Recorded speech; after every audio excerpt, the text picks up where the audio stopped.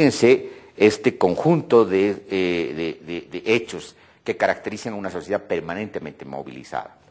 Pero vamos a dar solamente los hitos más importantes. Obviamente después de esto se viene octubre del 2003, de lo que les estaba hablando.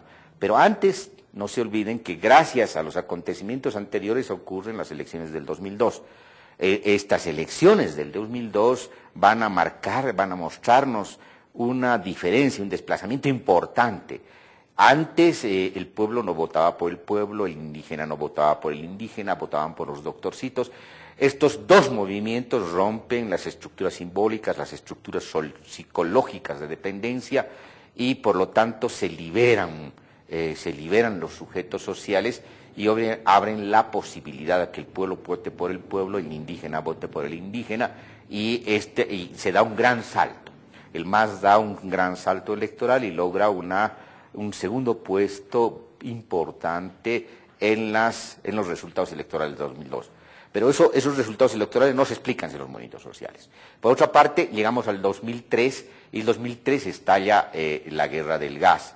Y se estalla la guerra del gas, obviamente no me voy a referir a los hechos de manera detallada, porque esto es mucho más complejo. Las reivindicaciones sociales también cuestionaban la legitimidad impositiva. Pero es interesante cómo se van articulando, por ejemplo, un movimiento en defensa del pueblo alteño contra los impuestos que proponía el alcalde de aquel entonces, el impuesto del el Mayapaya, ¿no? Estos impuestos estaban atentando contra la economía alteña y hay una reacción precisamente contra estos impuestos que tienen características neoliberales porque hay la apropiación del ahorro popular. Los muertos de Ilabaya, Sorata y Huarizata y el contexto represivo general conducen a la unidad de la rebelión rural y urbana. Pero por otra parte, no se olviden que hay una masacre en Ilabaya, en Sorata, en Huarizata, y esa masacre va a levantar a las comunidades campesinas, a las organizaciones campesinas, y esta masacre va precisamente a levantar a los sindicatos, a la Confederación Campesina, y van a precisamente reaccionar contra esta represión del gobierno. Y cuando ocurre esto, en base a otros hechos anteriores que no estoy mencionando, pero estoy mencionando quizás los más importantes, ¿qué es lo que está ocurriendo? Se van a articular los movimientos campesinos con un movimiento urbano. Lo mismo que ocurre en Cochabamba. En Cochabamba se articula el movimiento campesino y el movimiento urbano, el movimiento rural y el movimiento urbano. En la ciudad del Alto se articulan otra vez los dos movimientos y logran otra vez una victoria política importante. Y esta victoria política importante se va a mostrar básicamente en los alcances de lo que ha ocurrido. La renuncia de Sánchez de Lozada, el desmoronamiento del gobierno neoliberal de Sánchez de Lozada, el desmoronamiento de toda la clase política y obviamente se entra a otra situación, una situación de transición y de emergencia constitucional con las dos famosas sustituciones constitucionales. Fíjense este contexto tan interesante y tan inquietante que está precisamente preparando el terreno subjetivo de la Asamblea Constituyente. Preceden al proceso de la Asamblea Constituyente dos sustituciones constitucionales: el ascenso de Carlos Mesa como presidente y la renuncia del presidente del Senado y de la Cámara de Diputados de entonces a la sucesión constitucional. Bueno, yo me voy a referir muy rápidamente a las dos sustituciones constitucionales. Carlos Mesa tiene la gran oportunidad de cumplir precisamente con la agenda de octubre, pero no la cumple. Y obviamente hay una reacción otra vez popular y termina obviamente con su renuncia.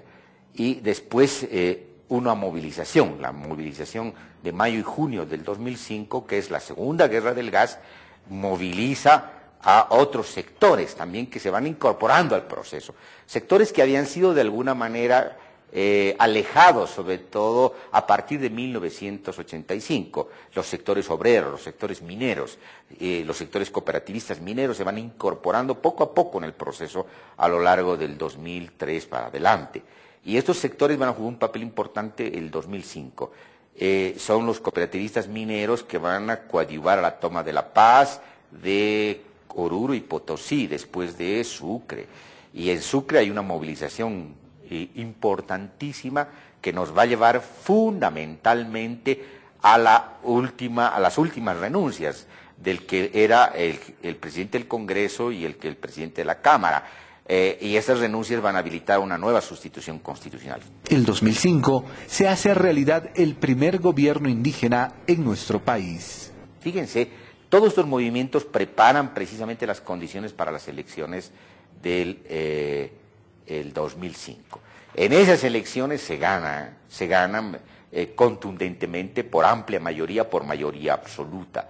Entonces, todo este proceso nos ha conducido definitivamente al primer gobierno indígena de América, al primer gobierno indígena que va a comenzar el proceso constituyente. Y el proceso constituyente es fundamentalmente el proceso que nos va a permitir la descolonización, abrir el curso a la descolonización y a la fundación de la Segunda República, es decir, a la fundación del Estado plurinacional, comunitario y autonómico. Hemos concluido la primera parte de este telecurso y vamos a ir a un corte para retomar después lo que hemos venido tratando. Todos los bolivianos y bolivianas estamos construyendo ahora un nuevo Estado. Un Estado plurinacional que requiere servidoras y servidores públicos comprometidos. La Escuela de Gestión Pública Plurinacional es una red de escuelas a nivel nacional que brinda formación y capacitación a servidores públicos del gobierno central, gobiernos departamentales, municipales y autonomías indígena originaria campesinas. Formamos servidores públicos comprometidos con el pueblo. Ahora tenemos que concentrarnos sobre todo en la Constitución. La anterior parte era el contexto de la Constitución, que es un contexto histórico que nos va a permitir la interpretación de la Constitución. Al estudiar la Constitución Política del Estado, podemos hacerlo desde una perspectiva clásica, descriptiva o a partir de sus componentes esenciales. ¿Cómo podemos abordar precisamente la Constitución después de lo que hemos dicho?